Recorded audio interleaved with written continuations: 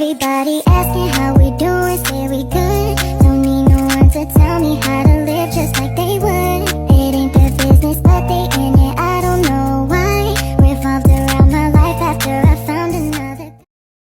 Assalamualaikum warahmatullahi wabarakatuh. Waalaikumsalam warahmatullahi wabarakatuh. Selamat pagi semuanya. Pagi, Bu. Oke, sebelum kita memulai pelajaran pada pagi hari ini, untuk ketua kelas silakan untuk memimpin doa. Baiklah, sebelum memulai pelajaran hari ini, marilah kita berdoa terlebih dahulu. Berdoa menurut kepercayaan masing-masing. Berdoa dimulai. Berdoa selesai. Oke, ada yang nggak hadir hari ini? Hadir semua, Bu. Bagus. Tahu nggak, kita hari ini mau belajar tentang materi apa? Fotosintesis, Bu. Bagus, benar Mbak. Kalau gitu Ibu mau tanya, apa sih fotosintesis itu? Yang bisa jawab tolong tunjuk tangan ya, nanti nggak bernilai. Izin, Bu. Oke, Firda silahkan. Fotosintesis itu merupakan perubahan dari cahaya menjadi energi melalui fotosintesis dari tumbuhan. Oke, makasih Firda. Selanjutnya, perhatikan seperti Ibu. Oke, bener ya, hari ini kita akan belajar mengenai fotosintesis. Tapi nggak cuma itu aja, karena kita akan belajar mengenai 3 topik. Yang pertama itu, apa sih pengertian dari fotosintesis itu?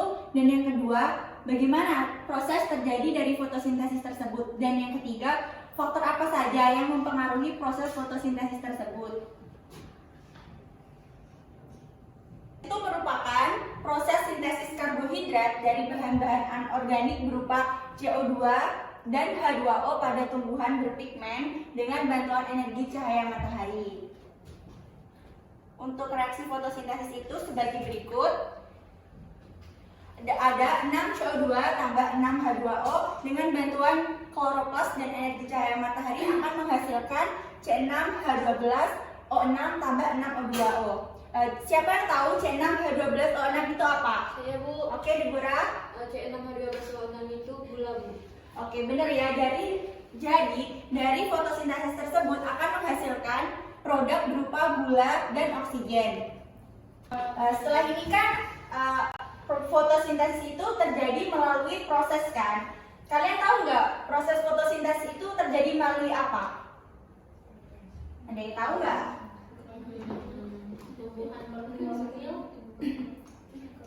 Ayo jawabnya satu-satu, jangan bergerombol, tunjuk tangan. Reaksi terang, Bu. Tuh, satu lagi. Reaksi gelap. Oke, jadi fotosintesis itu terjadi melalui 2 cara ya. Yang pertama itu reaksi terang dan reaksi gelap. Tahu nggak apa perbedaan dari reaksi terang dan reaksi gelap itu apa?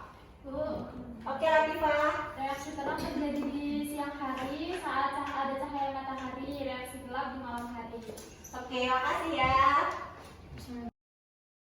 Ya, dari yang sudah dijawab teman-teman tadi bahwa fotosintesis itu terjadi melalui 2 cara, itu reaksi terang dan reaksi gelap. Dan dijawab Latifah tadi kan reaksi terang itu terjadi pada siang hari, kalau reaksi gelap itu malam hari. Jawabannya kurang tepat ya. Reaksi terang itu terjadi dengan bantuan cahaya matahari. Kalau reaksi gelap itu dia tuh tidak harus di siang hari, melainkan reaksi gelap ini juga terjadi pada malam hari, tapi dalam jumlah sinar matahari itu yang sedikit, tidak sebanyak reaksi terang.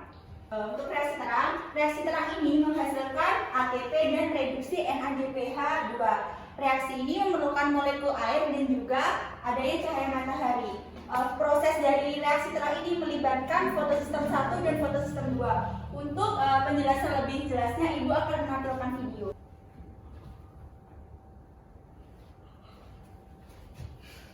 Berubah energi cahaya menjadi energi kimia dalam bentuk ATP dan NADPH.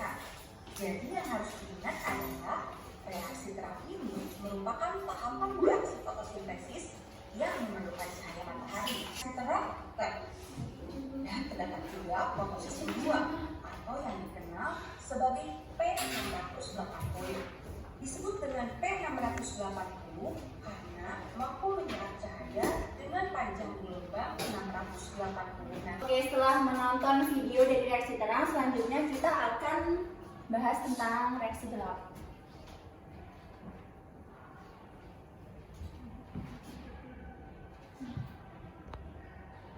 Reaksi gelap itu reaksi pada tumbuhan yang terjadi melalui dua jalur. Yang pertama itu ada siklus Calvin-Benson dan jalur Head-Slade. Pada siklus Calvin ini, tumbuhan itu mengubah senyawa ribulsa 1,5 difosfat atau RUBP, senyawa dengan 5 atom C, dan molekul karbon dioksida menjadi dua senyawa 3 fosfogliserat atau PGA. Untuk penjelasan lebih lanjutnya, Ibu akan memaparkan video tentang reaksi gelap.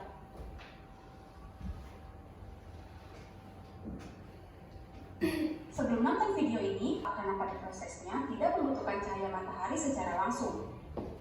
Sedangkan penambahan siklus Calvin dikarenakan karena penemunya adalah Melvin Ellis Calvin, dan reaksi-reaksi yang berlangsung berjalan berputar-putar seperti sebuah siklus.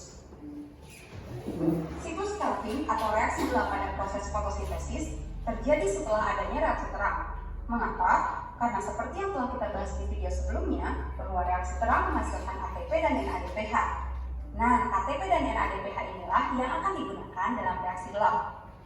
Sehingga reaksi gelap merupakan proses masuknya ion karbon dalam bentuk CO2 yang nantinya akan menghasilkan output berupa gula. Setelah melihat video dari proses terjadinya fotosintesis itu dapat disimpulkan ya bahwa reaksi terang itu tadi menggunakan energi Cahaya matahari. Dan kalau reaksi gelap Tidak menggunakan energi matahari tapi dalam jumlah yang sedikit.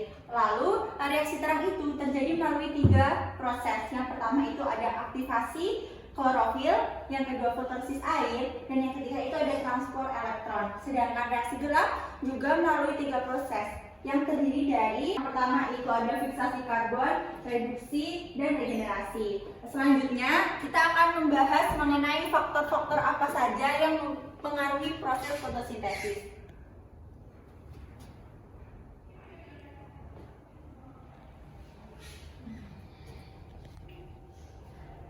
Oke, di sini ada banyak ya faktor-faktornya. Yang pertama itu ada konsentrasi CO2, yang kedua persediaan air, yang ketiga intensitas cahaya, keempat kandungan klorofil, kelima cahaya, yang keenam temperatur, yang ketujuh ada CO2, dan yang kedelapan itu ada kelembapan. Bagaimana sih kedelapan faktor itu dapat mempengaruhi fotosintesis? CO2 itu dapat mempengaruhi proses fotosintesis. Apabila konsentrasi CO2 itu meningkat, maka proses fotosintesis akan optimal. Yang kedua itu persediaan air. Air kan juga diperlukan dalam proses fotosintesis. Apabila airnya cukup, maka proses fotosintesis itu akan berjalan dengan optimal. Yang ketiga ada intensitas cahaya. Hampir sama ya dengan cahaya. Itu apabila intensitas cahaya cukup, dia akan mengoptimalkan proses fotosintesis. Tapi apabila cahayanya itu terlalu tinggi, maka juga akan mengganggu proses fotosintesis. Lalu ada kandungan klorofil.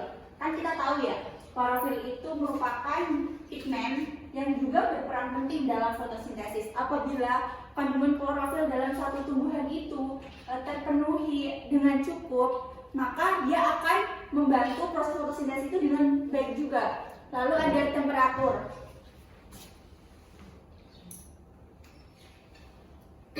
Temperatur atau suhu ini juga mempengaruhi proses terjadinya fotosintesis. Tapi apabila temperaturnya terlalu tinggi, maka fotosintesis itu pun juga tidak akan berjalan dengan optimal. Lalu ada CO2. CO2 kan merupakan salah satu bahan dari terjadinya fotosintesis. Apabila terlalu tinggi, maka akan menyebabkan efek rumah kaca. Lalu ada yang terakhir itu ada kelembapan. Kelembapan mempengaruhi fotosintesis dengan apabila kelembapannya itu terlalu tinggi, maka akan menghambat pertukaran gas melalui stroma. Jadi itu ya faktor-faktor yang mempengaruhi fotosintesis. Selanjutnya dari hasil pemaparan materi di depan, Ibu akan memberikan kalian LKPD yang dimana Ibu akan membagi menjadi 2 kelompok. Ibu ya yang pilih kelompoknya, berhitung mulai dari Latifah, berhitung 1, 2, 1, 2. Silakan. 1, 2, 2. Oke, silakan duduk sesuai dengan nomor kelompoknya. baik Bu.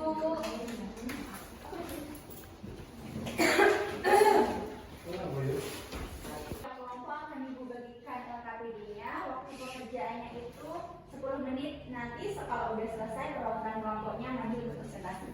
Baik, Bu. Makasih Bu. Silakan. Ini apa Bu? Kalau yang karena acaranya tanggal 2 baru Oke. Siapa duluan yang mau maju ke depan? Oke. Nomor 1. Firda akan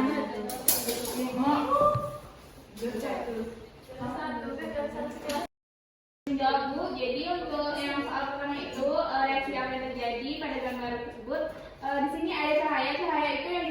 Cahaya itu ditangkap oleh fotosistem 2, dan selanjutnya dia mengalami akseptor primer menjadi kompleks sitrokol, lalu ditangkap oleh fotosistem 1. Untuk yang pertanyaan yang kedua, Bu, apa yang terjadi pada gambar di atas ini merupakan bukti dari reaksi terang, karena di sini ada bukti bahwa gelombang udara tersebut naik ke atas, yang dimana itu membuktikan bahwa adanya reaksi yang terjadi. Yang ketiga ini, fotosintesis yang terjadi pada tumbuhan yang dalamnya tidak memiliki warna hijau itu karena ada tumbuhan yang tidak memiliki klorofil, atau klorofilnya ini mengandung pigmen hijau. Terus yang faktor apa yang saja yang mempengaruhi terjadinya fotosintesis, yaitu tadi ada yang disampaikan seperti kelembapan, oksigen, cahaya, dan juga tanah, dan sebagainya. Sekian, terima kasih Bu. nomor 5-nya? Oh iya Bu, maaf Bu, lupa. Mengapa gelombang cahaya berperan penting dalam fotosintesis? Karena gelombang cahaya ini membantu tumbuhan itu untuk melaksanakan fotosintesis secara sempurna. Karena jika tidak ada gelombang cahaya, kemungkinan fotosintesis itu tidak terjadi secara sempurna. Terima kasih Firda. Selanjutnya untuk nomor 2, siapa yang mau jawab? Saya Bu. Oke, silakan Deborah.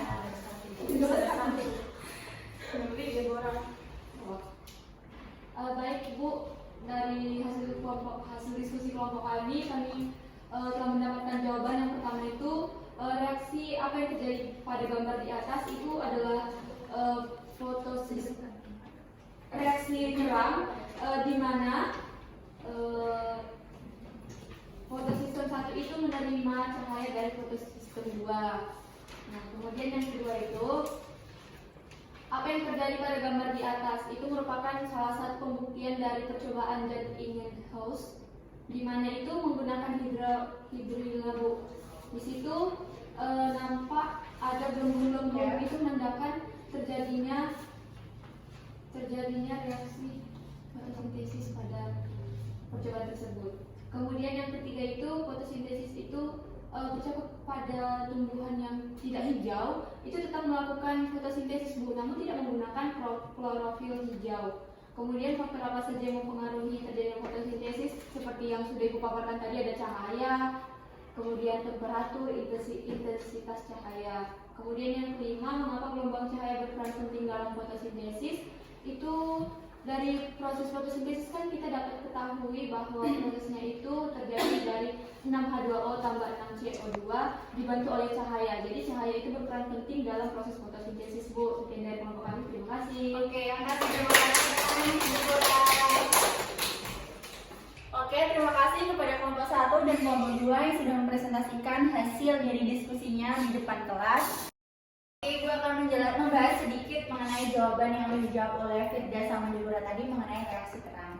Jadi proses reaksi terang itu dimulai dari fotosistem 2 itu menangkap cahaya matahari, yang itu menyebabkan prosesnya itu tidak seimbang karena 2 elektron itu terlepas. Lalu untuk menyeimbangkan proses tersebut, yaitu akan dilakukan dengan fotolisis air, yang dimana itu akan menyerap 2 elektron. Apabila sudah stabil, 2 elektron tersebut akan dikeluarkan lagi ke atmosfer, yang lalu akan ditangkap oleh akseptor primer pada kompleks sitokrom fotosistem 1. Oke, mungkin hanya itu pembelajaran kita pada pagi hari ini. Semoga materi yang Ibu sampaikan bermanfaat untuk anak-anak semua. Untuk mengakhiri kegiatan pembelajaran ketua kelas, silahkan memimpin doa. Baiklah semuanya, untuk mengakhiri pelajaran kita hari ini, marilah kita berdoa terlebih